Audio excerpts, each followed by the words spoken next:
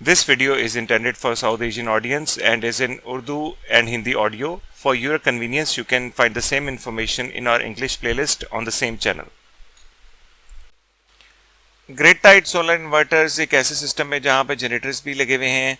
आप उनके साथ जब हुकअप करते हैं तो किस किस्म के पावर फैक्टर या रिएक्टिव पावर के इश्यूज आते हैं जनरेटर्स के रेफरेंस से और उनके सॉल्यूशंस क्या हैं, पीवी जनरेटर कंट्रोलर उसको कैसे हैंडल करता है, इस वीडियो में हम डिटेल में देखेंगे।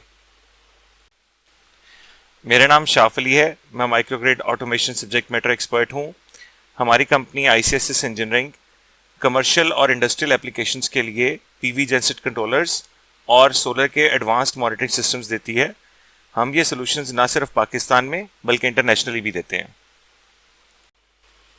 आपके जो ग्रिड टाइड सोलर इन्वर्टर्स हैं वो primarily they are suppose to work with grid. उसके नाम में लिखा हुआ है कि जी ग्रिड टाइड ग्रिड के साथ जुड़ के चलते हैं, पर डेवलपिंग कंट्रीज़ के अंदर या माइक्रो ग्रिड एप्लीकेशंस के अंदर आपका ज़रूरी नहीं है कि सिर्फ ग्रिड ही हो, आपके जनरेटर्स भी आपके एज ए सोर्स से कर सकते हैं और सोलर आपका उसके साथ मिलके चल सकता है।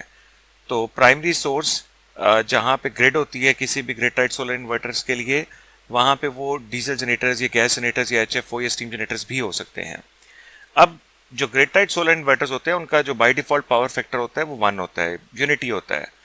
बेसिकली हम सोलर इन्वर्टर से एक्सपेक्ट कर रहे होते हैं कि भाई आपने एक्टिव पावर देनी है हमें, रिएक्टिव पावर से आपका कुछ लेना देना नहीं है, ना आपने जनरेट करना है ना आपने कंज्यूम करना है।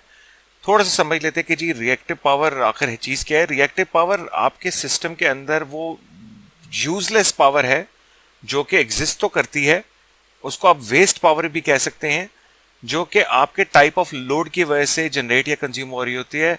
अब आपके जो 2 किस्म के प्राइमरी लोड्स होते हैं, या वो कैपेसिटिव लोड्स होते हैं या इंडक्टिव लोड्स होते हैं।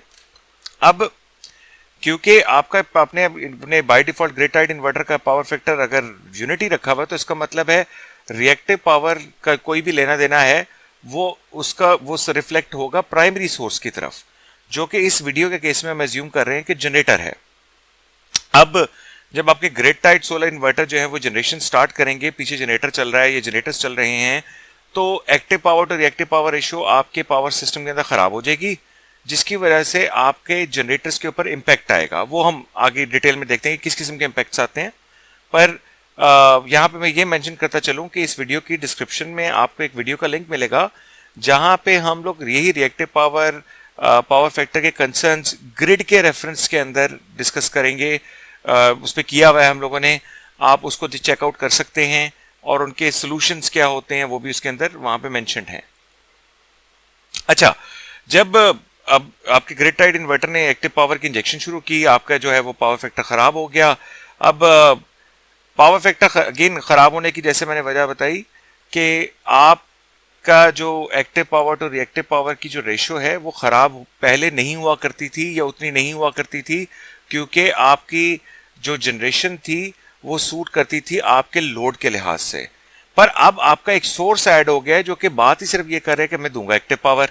अब इसी चीज़ को आप कैसे एक और तरीके से भी जो है ना अप्रिशिएट कर सकते हैं, वो ये कि जब आप जनरेटर लेने जाते हैं तो आपसे बंदा पूछता है कि भाई आपको कितने KVA का जनरेटर चाहिए। KVA यानी क्या, पेरेंट पावर के अंदर, जिसके अंदर रिएक्टिव पावर भी है, जिसके अंदर आपकी एक्टिव पावर भी है।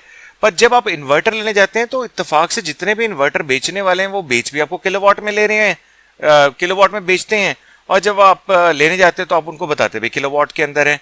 पर मैटर ऑफ फैक्ट इज कि ये जो आपके ग्रिड टाइड इन्वर्टर्स होते हैं सबके अंदर ये प्रोविजन होती है कि वो बोथ एक्टिव पावर और रिएक्टिव पावर जो है दोनों का वो बेसिकली कवर अप कर सकते हैं, जैसे कोई भी डीजल जनरेटर या कोई और जनरेटर करता है।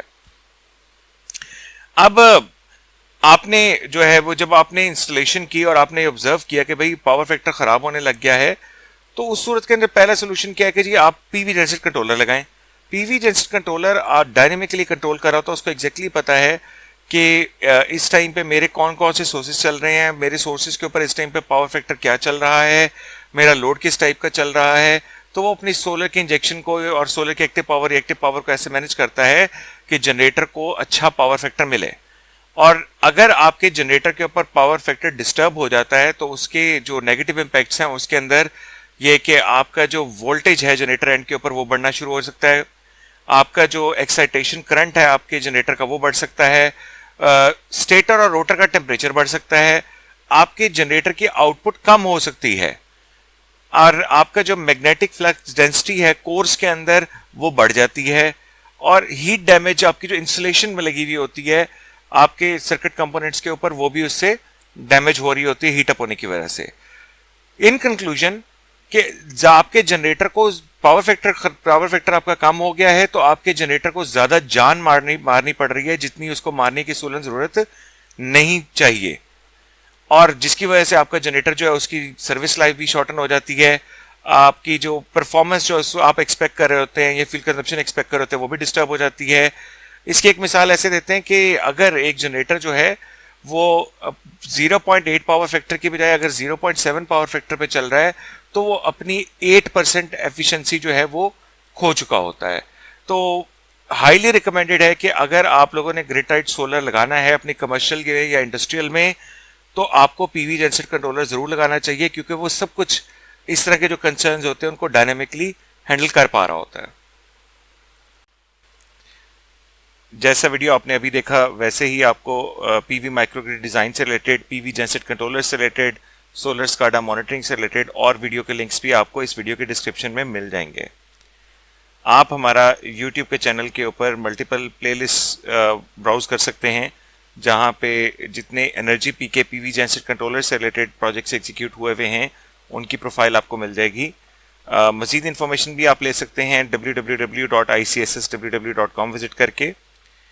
लोकल और international inquiries PV genset controller के लिए, उसके लिए हमने गूगल फॉर्म का एक लिंक दिया हुआ है। आप हमें वो रिक्वायर्ड इन्फॉर्मेशन दें, सबमिट करें, और हमारी टीम आपके साथ अलाइन हो जाएगी कि आपको सबसे ज़्यादा कौन सा सोल्यूशन सूट करता है और उसकी कॉस्टिंग क्या होगी।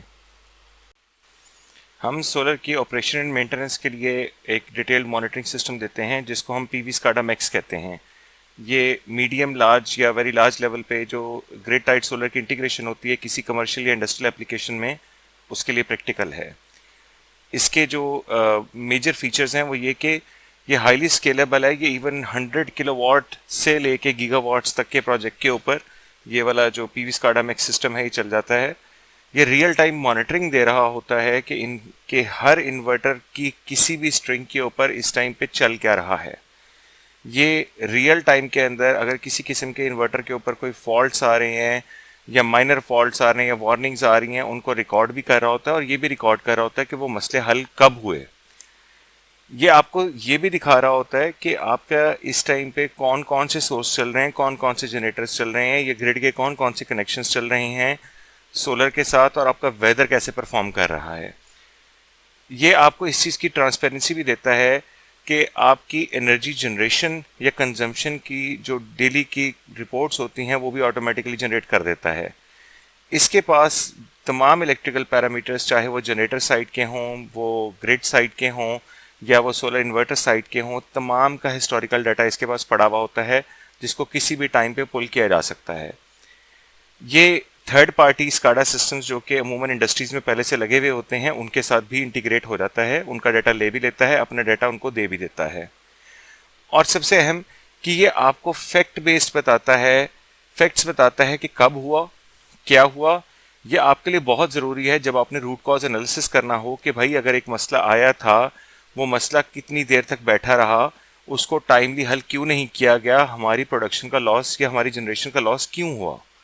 ये आपको ये भी बताता है कि आपकी सोर्स के बीच में ट्रांजिशनिंग कब हुई, कब किस जनरेटर से ग्रिड पे गए, कब किस ग्रिड से जनरेटर पे गए, या कब किस जनरेटर से किस जनरेटर के ऊपर गए। मैं आपके साथ एक लिंक शेयर कर रहा हूँ गूगल फॉर्म का, जो कि पर्टिकुलरली पीवी स्काडा मैक्स की अगर कोई भी इंक्वायरी है, कोई भी इन्फॉर्मेशन आप मज़ीद जानना चाहते हैं, तो आप हमसे कांटेक्ट कर सकते हैं उस इन्फॉर्मेशन को फिल करके। बहुत बहुत शुक्रिया।